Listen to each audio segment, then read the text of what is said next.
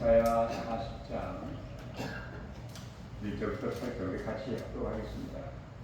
너희 하나님 이르시되 너희는 기도하라 내 백성을 기도하라 너희는 내 마음에 거룩하라 그때 일시라 그들에게 내가 원하고 그 죄악이 사함을 받아들이라 그의 모든 죄로 말미암아 여호와의 손에서 벌을 내나 받느니라 하시니라. 외치는 자의 소리여 이르되 너희는 광야에서 여호와의 길을 예비하라 사막에서 우리 하나님의 대로를 평안하게 하라. 골짜기마다 어두워지며 산마다 언덕마다 갈라지며 오르지 아니한 곳이 평탄하게 험한 곳이 통제가 될 것이요 여호와의 영광이 나타나고 모든 죄가 그것을 함께 보리라. 이는 여호와의 입에 말씀하셨느니라. 말하는 자의 소리여 이르되 외치라 대답하되 내가 무엇이라 되시리까 하니 이르되 모든 죄는 풀이요 그의 모든 아름다움은 내 꽃과 같으니 푸른 마르고 꽃이 심은 여호와의 기운이 그 입에 보니라. 이 백성은 스스로 풀이로라. 푸른 마르고 꽃은 심으나 우리 하나님의 말씀은 영원히 서리라. 아멘. 네, 성경은 몇 권입니까? 66권으로 구성이 되어 있죠. 이사야서는 몇 장으로 구성이 되어 있습니까? 66장으로 구성이 되어 있습니다. 그래서 어떤 사람들은 바로 이사야서는 바로 사복음 플러스 하나, 오복음서와 같다 이렇게 이야기를 하기도 합니다. 작은 성경과 같다 이렇게 표현할 정도로 이 이사야서 안에 모든 것이 다 들어있다는 것입니다. 그래서 이사야서는 크게 두 부분으로 나눠지게 되는데 66장에서 1장부터 방금 우리가 읽었던 40장 전 39장까지는 이스라엘 백성들이 우상을 섬기고 죄로 인하여 바벨론의 포로 생활을 하고 고난과 또 하나님의 진노와 심판 가운데 있었던 삶을 가리키고 있다고 하면 40장부터 마지막 66장까지는 드디어 포로 생활을 다 마치고 70년 만에 귀환을 하면서 회복과 백성들에게 소망을 주는 메시지가 바로 후반부에 기록이 되어 있습니다.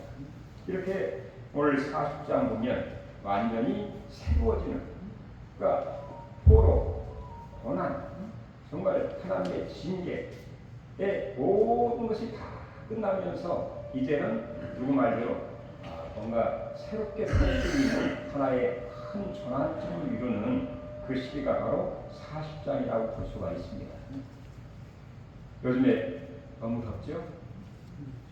어떤 분이 말하기를 선풍기를 틀어도 열풍기를 튼 것 같다 그렇게 표현할 정도로 시원한 바람은 불긴 부는데 시원한 바람인지 뜨거운 바람인지 근데 어제 오후 저녁쯤 되니까 갑자기 어디서 오는 태풍 같은 바람이 불어오면서 비가 한번 내리더니 그 바람이 계속 불어가지고 그 뜨거운 그 열풍이 다 도망가 버렸어요. 그래서 저녁부터 오늘 교회 나올 때까지 아주 시원하게 무슨 가을 같은 그런 느낌으로 이렇게 맞게 되면서 참 이런 일도 있구나, 하나님의 행하신 일이구나 그런 생각을 하게 되었습니다. 우리의 인생의 반전, 우리 신앙의 새로운 도약에 정말 기회가 될 수 있기를 주의 이름으로 축원합니다. 여러분, 우리에게 하나님께서 우리에게 한 가지 질문, 여러분에게 소원이 한 가지 있다면 한번 말해 보시오. 그럼 내가 소원을 들어주겠다. 마치 솔로몬에게 일천 번제를 드리고 나서 소원이 뭐냐 이렇게 문 것처럼 여러분들에게 소원 한 가지씩만 문다고 하면 어떤 소원이 있습니까? 여러분 막 그냥 속으로 한번 얘기를 해보세요. 제가 오늘 아침에 집에서 한번 물어봤어요. 당신의 소원이 뭡니까? 그랬더니 웃으면서 들으지도 않을 걸 뭘 물어봐.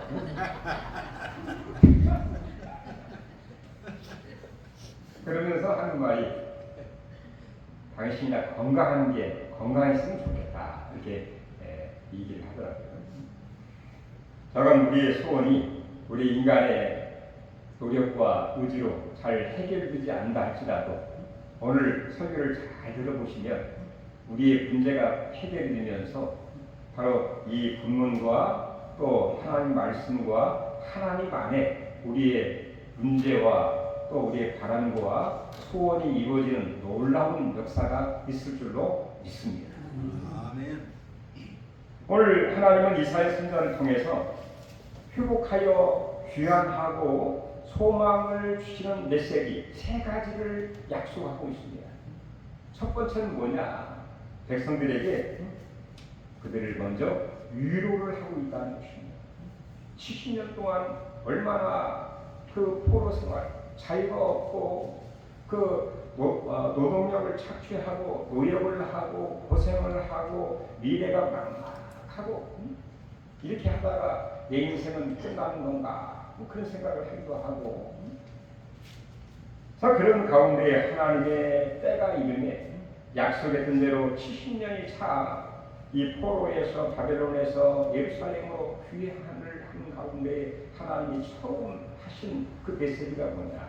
우리 5절 1절을 같이 한번 읽어보겠습니다. 너희 하나님이 이르시되 너희는 위로하라 내 백성을 위로하라. 하나님이 이사야 선지자를 통해서 첫 번째 메시지가 그들을 위로하라 이렇게 얘기를 하고 있습니다. 위로하라. 그의 아픔과 상처와 그 모든 것들을 공감하고 이해하고 또 그들을 격려하는 그런 메시지를 하시라 그런 얘기죠. 위로하라. 정말 이스라엘 백성들에게 진정한 그들의 필요한 그 약과 필요한 것이 있었다고 하면 위로입니다. 이스라엘 백성들에게만 그렇습니까? 우리 모두에게 이 무더운 여름 날씨를 달려가고 있는 우리에게 가장 필요한 게 뭘까요? 정말 위로의 말 한마디. 어떤 말일까요? 얼마나 고생이 많으셨습니까? 얼마나 힘드셨습니까? 70년 동안 고생 많으셨죠? 힘드셨죠? 외로우셨죠? 그러면서 오늘 2절에 이렇게 구체적으로 얘기를 하죠. 2절 한번 읽어보겠습니다. 너희는 예루살렘의 마음에 닳도록 말하며 제게 외치라. 그 노역의 때가 끝났고 그 죄악이 사함을 받았느니라. 결국에는 그 죄로 인하여 우상 숭배로 인하여 70년 동안 정말 자유를 잃어버리게 되고 노역을 하게 되고 포로 생활을 하는 가운데 그들이 철저히 자기의 죄를 깨닫고 하나님 앞에 회개하고 하나님만 바라보는 그런 삶을 통하여 그들의 죄를 다 하나님이 사해 주셨다는 것입니다.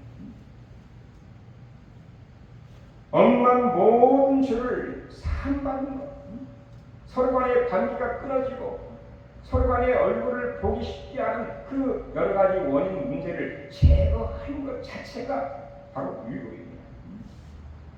하나님이 그들의 죄를 다 사하시고 그래서 위로의 시작은 죄 사함이에요. 죄 사함. 너희 죄를 다 사했고 우리의 진정한 위로가 무엇일까요? 내가 내 마음대로 내 때로 살고 또 죄인으로 살았던 그 모든 죄를 예수의 보혈의 피로 깨끗하게 씻음받고 너희의 죄는 마치 동에서 소가 먼 것처럼 너희 죄가 다 사함받았느니라. 할렐루야. 이것에서 우리의 진정한 이 위로가 시작이 되는 것입니다. 하나님, 너희 죄를 다 사해 주었다. 너희의 모든 빚을 내가 다 탕감했다. 그보다 더 큰 위로가 어디 있습니까? 이렇게 죄의 문제가 해결이 되니까 서로 간의 관계가 회복이 되죠. 우리 1절 다시 한번 보시면 너희 하나님이 이르시되 너희는 위로하라 내 백성을 위로하라. 70년 동안 비록 포로 생활 또 어렵고 힘들고 외로운 생활이었지만 돌아오는 그들에게 어떻게 하나님이 백성들을 부르시느냐. 내 백성이라, 내 아들이라 이렇게 부르고 있다는 것입니다. 우리가 잘 아는 탕자의 비유에서 그 둘째 아들이 아버지의 유산을 다 받아가지고 멀리 가서 다 탕진을 해버리죠. 시간과 젊음과 물질과 신앙을 다 쏟아내버리고 결국에는 손들고 돌아오게 되죠. 손들고 돌아올 때에 그 아버지는 거리가 먼데도 불구하고 그 아들을 기다리고 있다가 돌아오니까 보통 아버지 같으면 저 자식 이제 더 이상 얼굴도 안 보고 저 자식은 내 자식이 아니야, 내 원수야 원수 그렇게 할 텐데 내 아들이라고 하면서 두 팔을 벌리고 그 아들을 그 탕자를 가슴에 안고 신발을 신겨주고 그 다음에 새 옷을 입혀주고 잔치를 벌여주고 있는 그 모습 가운데에 바로 그 아버지와 아들과의 관계를 회복이 되는 것처럼 우리 하나님이 근본적인 죄의 문제를 다 해결하시고 빚을 다 탕감해 주면서 그럼에도 불구하고 너는 내 백성이다, 내 아들이다 하는 것처럼 우리의 진정한 위로는 이렇게 죄사함과 관계가 회복이 되는, 아버지와 자식과의 관계가 회복이 되는, 친구가 진정한 친구의 관계가 회복이 되는, 원래 상태로 회복이 되는 바로 그것이 위로라고 볼 수가 있습니다.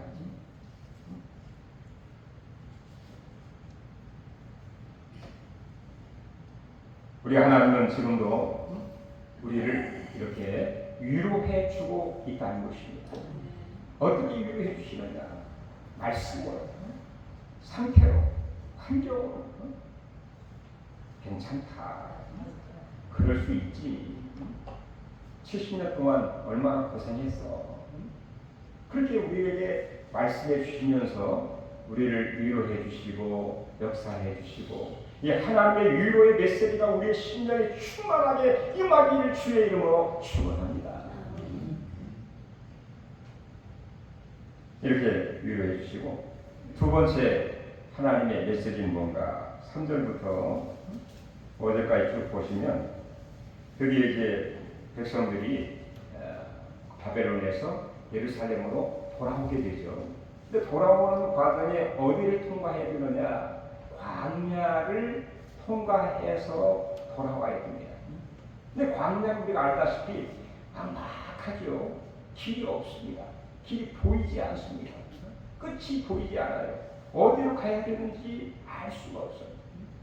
근데 우리 하나님께서는 3절 다시 한번 읽어볼까요? 외치는 자에게 소리여 이르되 너희는 광야에서 여호와의 길을 얘기하라. 사막에서 우리 하나님의 대로를 평탄하게 가라. 이렇게 하나님 그 광야에 돌아오는 길에 전혀 길이 보이지 않음에도 불구하고 하나님은 이 외치는 자를 통해서 그 백성들이 돌아오는 그 길을 예비하라, 준비하라 이렇게 말씀을 하시는 것이죠. 바로 그것은 하나님의 그 선지자 하나님의 종을 통해서 하신 일이지만 그것은 궁극적으로 하나님이 그 대리자를 통해서 길을 열어주시겠다 한 일. 그러니까 70년 만에 광야를 통해서 예루살렘으로 돌아올 수 있게 된 것이죠. 만약에 하나님이 길을 열어주시지 아니하면 광야에서 다시 또 목말라 죽고 길이 없어 헤매고 방황하다가 아마 다 모래에 파묻혀 죽을 수밖에 없었겠죠. 근데 우리 하나님께서는 마치 신약시대의 세례 요한이 주의 길을 이렇게 예비하시는 것처럼, 준비하시는 것처럼, 우리 하나님이 이 광야 같은 삶을 살게 되고 하나님께 나아가게 되고 신앙생활을 하게 되고 하나님의 영광을 위해서, 꿈을 위해서 살아가는 우리 모두에게 우리의 육신의 눈으로 보이지 않는 길을 하나님은 갖고 계시다는 것입니다. 할렐루야. 하나님은 홍해 가운데에 길을 내셨지 않습니까? 그리고 요단강에서도 길을 내셨습니다.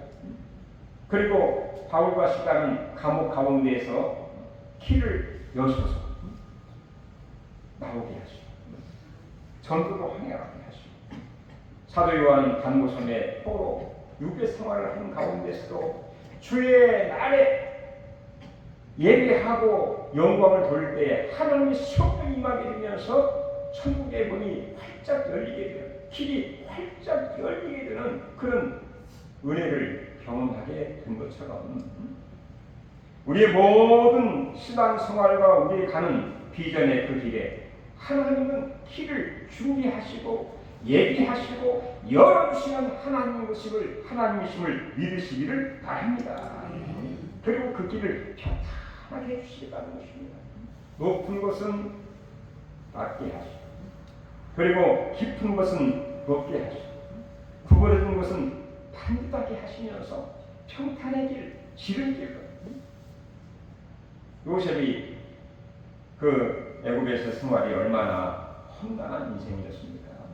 야곱도 그 고백하기를 내 인생은 이 산전 숫자를 거치면서 살아왔다 이렇게 고백을 했죠. 그리고 그 가운데에서 하나님은 바로 이 보디발의 집에서 또 감옥을 통해서 궁극적으로 총리에 이르게 되는 꿈을 이루는데 하나님은 지름길로 요셉을 인도해 가신 것, 그 길이 바로 하나님이 준비하신 길, 예비하신 길, 그 모든 삶을 통해서 하나님이 궁극적으로 영광을 받으신다는 것입니다. 우리 하나님은 바로 당신의 영광을 위해서 왜 하나님이 길을 내시느냐? 오히려 우리가 잘 먹고 잘 살고 내 의를 드리려고 그래 내가 똑똑하고 그다음에 많이 배우고 뭐 대단했기 때문에 그게 아닙니다. 오늘 본문 한번 다시 볼까요? 우리 5절 한번 읽어보시죠. 여호와의 영광을 나타내고 온 육체가 그것을 함께 보리라. 궁극적으로 하나님의 영광을 나타내기 위해서 길을 우리에게 열어주신다는 것입니다. 내가 가끔 그런 고민을 하고 생각할 때가 있죠. 꿈은 있는데 또 하나님이 우리에게 복을 주셨는데 과연 길이 있을까? 잘 갈 수 있을까? 하나님 나에게 주신 꿈과 비전을 정말 이룰 수 있을까? 그런 고민을 할 때가 있습니다. 당연히 고민이 되죠. 그러나 그것은 사람에게 있지 않고 하나님께 있다. 우리 미래를 붙잡고 계신 하나님의 창중에 홍해 가운데 길을 내시고 바로 요단강에 길을 내시고 사막 가운데에 길을 내시고 시온의 대로를 활짝 열어서 예루살렘으로 시원하게 지름길로 썬살같이 마치 벤츠를 타고 가는 것처럼 카니발을 타고 가는 것처럼 쫙 시온의 대로로 하나님 갈 수 있도록 길을 여시는 이 하나님의 예비하심, 준비하심 이런 은혜가 우리에게 있는 줄로 믿습니다. 마지막으로 우리 6절 제가 오늘 설교의 하이라이트입니다. 6절 한번 읽어볼까요? 말하는 자의 소리에 이르되 외치라. 대답하되 내가 무엇이라 외치리까? 하니 이르되 모든 육체는 풀이요 그의 모든 아름다움은 그의 꽃과 같으니. 자, 여기 보니까 그 하나님의 뜻을 외치는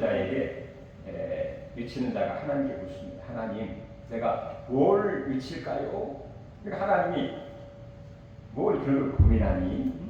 딱 한 가지가 있는데 그렇게 얘기하면서 꼭 외쳐야 할 한 가지를 말씀했습니다. 그것은 바로 모든 육체는 풀과 같다. 그리고 그의 모든 아름다움은 꽃과 같다. 이렇게 얘기를 하고 있어요. 그걸 외치라.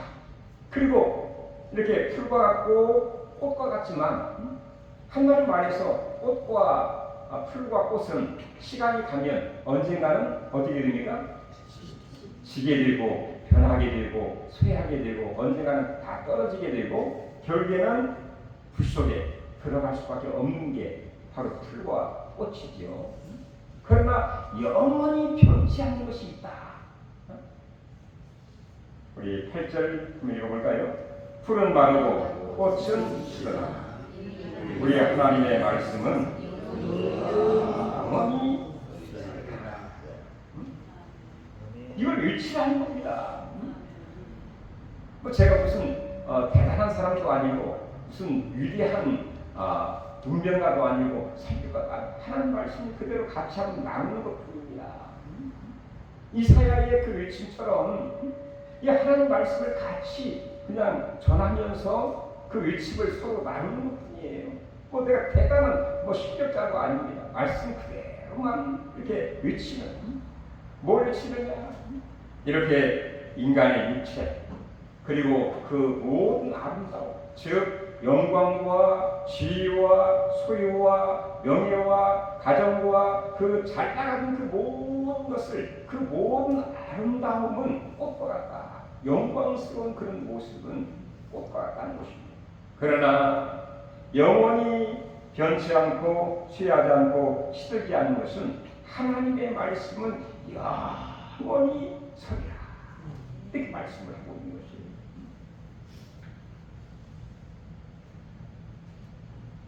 하나님의 말씀으로 온 천지를 태초에 창조하지 않으셨습니다. 말씀으로 오신 그 예수. 우리 예수님은 이렇게 얘기를 했죠. 천지는 없어지나 내 말은 없어지지 아니하리라. 천지는 없어지겠으나 내 말은 없어지지 아니하리라. 이렇게 말씀을 하셨죠. 이 말씀은 예수님이 요한복음 1장 1절에 태초에 말씀이 계시니라. 이 말씀이 하나님과 함께 하셨으니 이 말씀이 곧 하나님이십니다. 말씀으로 이 땅에 오신 그 예수님은 영원하신 태초에 말씀이 계시니라. 그 말은 그 말씀이 태초 전부터 영원 전부터 성부 하나님과 함께 계셨다. 그런 얘기입니다. 즉 하나님 성삼위 하나님 예수님 그리고 그분의 말씀은 영원 전부터 계속 계시다가 언제까지 영원까지 계시는 게 하나님의 말씀이다. 이렇게 얘기를 하고 있습니다. 이 말씀이 온 천지를 창조했고 우리를 창조했고 모든 만물을 붙들고 계십니다. 성경에 보면 수많은 믿음의 사람들이 말씀으로 살았죠. 아브라함도 갈대아 우르를 떠나 하나님 시작 가운데 갈 때에 약속하신 말씀을 붙잡고 그가 가더라. 이렇게 얘기를 하고 있습니다. 그러므로 결국에는 하나님이 아브라함을 믿음의 조상으로 세워주셨고 또 거부가 되기도 했고 오보는 사람들의 많은 사람들이 그를 존경하는 왜 믿음의 삶을 살았게 되었고 우리에게 진정한 믿음의 본을 보여주셨기 때문에 우리가 존경을 할 수밖에 없는 것이죠. 노아도 하나님 말씀대로 방주를 지었다. 이렇게 얘기를 하고 있고 여호수아도 하나님 말씀대로 가나안을 다 정복을 했다. 이렇게 얘기를 하고 있습니다. 신약 성경의 마리아 가브리엘 천사가 와서 마리아에게 네가 은혜를 입었도다. 즉 바로 아기를 갖게 될 것을 이야기할 때 마리아가 뭐라 합니까? 여종에게 말씀대로 내게 이루어지라. 이렇게 말씀대로 이루어지기를 소원했던 그 마리아의 그 마음, 하나님 말씀은 영원하죠. 18세기에 프랑스의 유명한 철학자 볼테르라는 사람 들어보셨나요? 볼테르. 이 볼테르라는 사람이 아주 호언장담을 했습니다. 내가 쓴 이 저서와 나의 철학으로 지상에 있는 모든 성경을 다 없애버리고 아주 기본만 박물관에 아마 있게 될 것이다. 이게 호언장담을 하면서 예언을 했어요. 대단한 호언장담이죠. 그런데 그가 죽은 지 50년이 가기 전에 스위스 제네바 성서 공유에서 그 집 볼테르의 집을 구입을 했습니다. 구입을 해가지고 그 집에 성경을 출판하는 그 출판사를 만들어서 성경을 대량으로 출판하는 그 집이 되었어요. 근데 결국에는 성경이 박물관으로 가는 것이 아니라 세계에 최고 많이 팔리는 베스트셀러가 되는 그런 놀라운 일이 있게 되었죠. 아무리 유명한 이 볼테르 이게 마치도 아니 그 볼테르 어떤 생각 볼게요? 그런 생각이 들기도 하고 이 볼테르가 아무리 호언장담을 해도 그것은 이루어지지 않았지만 하나님의 말씀은 결국에 볼테르의 집까지라도 정말 출판사가 되어서 전 세계에 복음을 전할 수 있는 그런 하나의 지원제가 되었다고 하는 것을 보면서 하나님 말씀은 영원하고 하나님 말씀이 영원하다 이 말은 하나님은 살아계시다 라고 증언할 수 있다는 것입니다. 성경 인물 중에서 하나님의 말씀을 위대하게 여겼던 사람이 있습니다. 백부장이 있죠. 마태복음 8장에 보면 백부장의 종의 아들이 거반 죽어가고 있을 때 백부장이 예수님께 나와서 예수님 내 종의 아들이 거반 죽어가는데 좀 고쳐주세요. 그러니까 이 예수님이 그래 내가 가서 고쳐주겠다.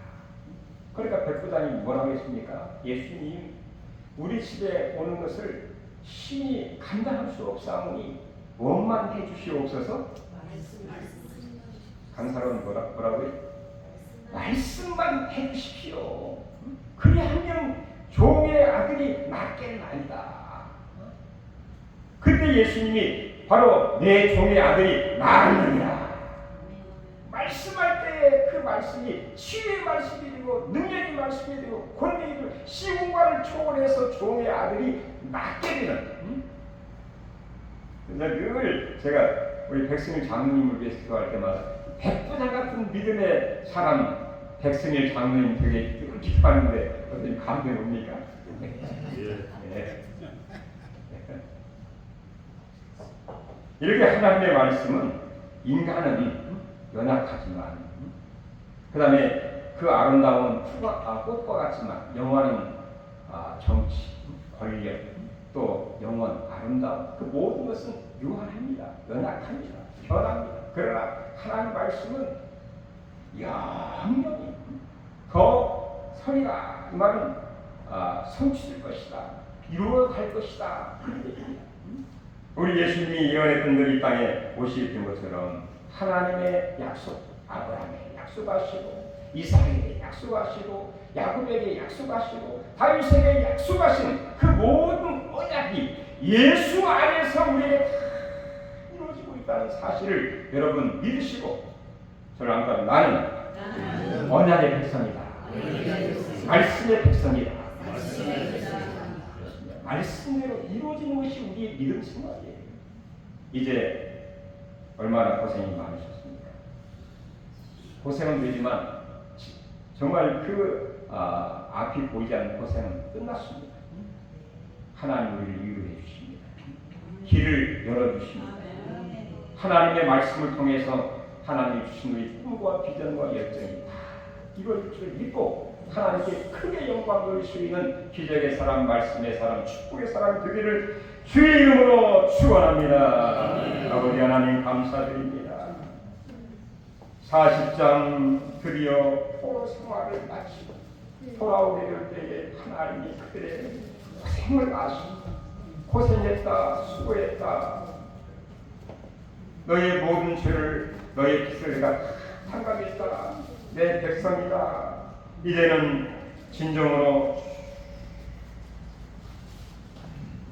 내가 예비하신 그 길, 또 준비한 그 길을 통해서 신속하게 또 평탄하게 또 하나님의 영광을 위해서 살아가게 될 것을 우리에게 약속하시듯이 하나님의 귀한 말씀을 내 가슴에 품고 이 말씀이 위로가 되고 용기가 되고 힘이 되고 능력이 되고 주여 하나님의 영광을 바라보면서 힘차게 달려갈 수 있는 우리 모두가 되게 하여 주시고 예수의 이름으로 간구한 것마다 응답과 기적과 치유와 권능이 주의 이름으로 일어나게 하여 주시옵소서.